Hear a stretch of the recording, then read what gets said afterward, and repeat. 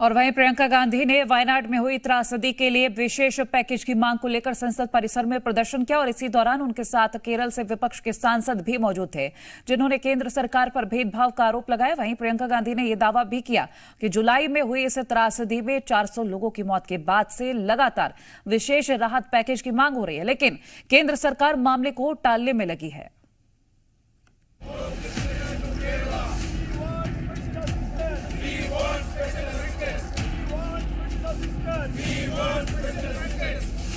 राहत पैकेज की मांग, प्रदर्शन से समाधान।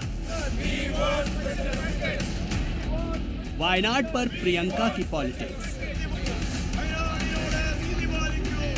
वायनाड से सांसद प्रियंका गांधी एक बार फिर संसद परिसर में प्रदर्शन करती दिखी, लेकिन इस बार संविधान और अडानी के मुद्दे पर नहीं, बल्कि वायनाड के लिए राहत पैकेज की मांग को लेकर प्रियंका गांधी ने केरल के सांसदों के साथ मिलकर प्रदर्शन किया। इस दौरान संसद की सीढ़ियों के पास पोस्टर लेकर जुटे इन सांसदों ने वायनाड को न्याय दो, भेदभाव बंद करो के नारे भी लगाए। वायनाड में भूस्खलन से हुई त्रासदी के पीड़ितों के लिए राहत पैकेज की मांग कर रही प्रियंका गांधी ने आरोप लगाया कि इस त्रासदी के लिए उन्होंने गृह मंत्री अमित शाह से मिलकर अनुरोध किया था, पीएम मोदी को चिट्ठी भी लिखी थी, लेकिन केंद्र सरकार वायनाड को विशेष पैकेज नहीं दे रही और मामले पर राजनीति हो रही है, जिससे पीड़ितों को सहायता नहीं मिल पा रही। हम कह रहे हैं कि जो राशि देनी चाहिए वो दीजिए। जो पूरा जो कैलकुलेशन है, जो वहाँ पे डेवस्टेशन हुआ है, जो नुकसान हुआ है, वो तकरीबन 2000 करोड़ का नुकसान है, लेकिन वो सरकार पे के ऊपर निर्भर है कि कितना करना चाहती है। लेकिन कुछ तो करिए, कुछ तो करिए। इससे पहले राहुल गांधी ने भी लोकसभा में 7 अगस्त को वायनाड के लिए विशेष राहत पैकेज की मांग की थी। त्रासदी का ये मामला इसी साल जुलाई का है। 29 जुलाई की रात करीब 2 बजे वायनाड के कई इलाकों में लैंडस्लाइड हुई थी, जिसमें मुंडकई, चूरलमाला, अट्टामाला और नूलपुझा गांव में लैंडस्लाइड हुई थी, जिसमें 400 से ज्यादा लोगों की मौत हुई। साथ ही हजारों करोड़ का नुकसान भी हुआ था, जिसे लेकर प्रियंका गांधी 2000 करोड़ के विशेष पैकेज की मांग कर रही हैं।